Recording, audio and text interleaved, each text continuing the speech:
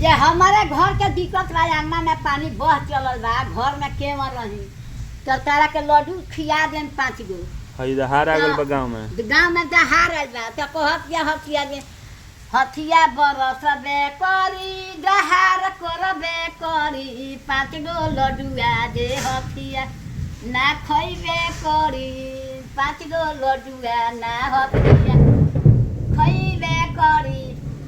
खइबे करी ना हो बरसबे करी तुते गौना में आके दहार करबे करी।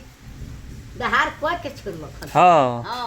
ये ए हथिया माई भगवान ना हमें ये हथिया हो माई हैं। तहरा होश में आतना पानी तरह गांव में कब भरल? आतना पानी ना भरला बाकी होत रहलो माने ठीक बा 4 दिन आज ऐसा कहियो ना भरलो। हां 4 दिन 5 दिन होत रहल मानतानी हमहू देखले बानी 8 दिन 15 दिन हाँ। लेकिन तनी हाथना पानी ना नु गिरत रहल ना बुझा तले सब एठिए खुल गइल बा उनकर दुआरे खुल यही में दहार लोग भइल बा। हां यही दहार आवेला हथिया नु मेहरारू हियो हथिया के आगा भगवान के कुछ नहीं कर उनका समझ नहीं आवो। हां हथिया अपन नाद देले दिया तो नाद देले दिया मेहरारू जानता रहो मर्द चला के राजा तालो मर्द लोग लूझ हो जाता मेहरारू के आगा तो वही हथिया मेहरारू ही अपन पावर दिखा रहल बिया भगवान के हाथ में नहीं थे ये अपना बस में क ले दिया भगवान माई। और जब पंजाब में चाहे तारा जहाँ तहे दहारा रहे नु तो यही भइल बा ओहू लोग के गांव ऊंचे रहे पानी ना होत रहे लेकिन दहार बुझा के बादले फाट गइल पानी बरसते रह गइल तो का करबू कितना सुखी धरती में ना बरखा का पानी कितना सुखी तो उहे बात बा दहार के बरखा के न दहार अब भगवानो आज नखन सुनो भगवानो हथिया के दारू सूरज भगवान के कोनो पता बा ना आए नो एक भोरे से बरसो तारे 9 बज गए खाली पानी के घाटा भी कर आई देखा तारू नु हेजनी हम कोई अपना हमारा जिंदगी में पानी को हेला कर ले जबा ना हां आ तुम का गाछी में डूब गल है या पानी जहां कहां लागल है तो तो देखला के थी जा कोनो मैदान कर रहे हरचंद भाई के घर कर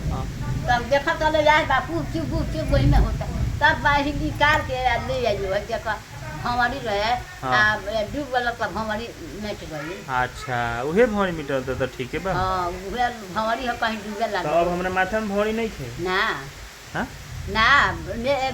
थी हो गई गल है कट गई वाह। तो का जानी हथिया पर गीत गावत रहलु हां हथिया पर गीत गात नहीं हां पानी जे बरसा छोड़ दो 5 लड्डू बिहान लिया के खिया दे हां पूछ दे तो हथिया कहतिए जे ना बरसबे करे दहार करबे करे हथिया लड्डू न खा कहते ना खाए। अच्छा ठीक बा खियावल जाई लड्डू तो कहाँ से खिया ले मान जाए तब न मान जाई है कहत बानी भगवान से तो भगवानो तो ओकरे बस में पड़ गई बारे हथिये के एथी बा हमनी के प्यार से मनावल जाई हथिया नामियर हो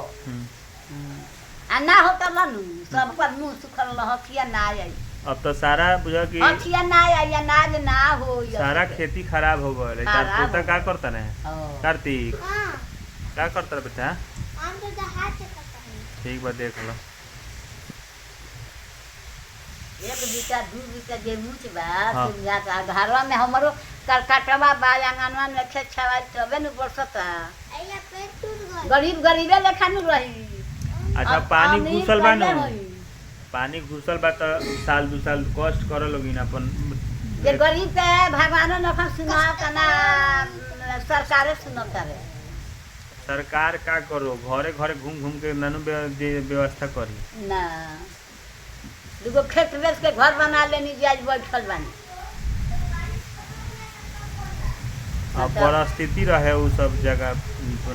व्यवस्था ना रहे आमदनी ना रहे घर रही तो केमन रहती सब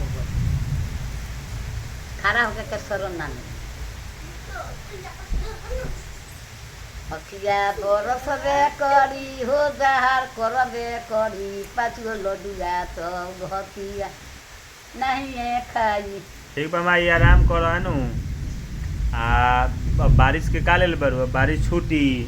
त नेट उट चली तार वीडियो बनी डलाई का घर अंगना में तारो तो बैठल तहाँ पानी लाग गइल बा। अच्छा बैठल तो चौकी पर सोगा बा ठीक बा। घड़ी में बैठ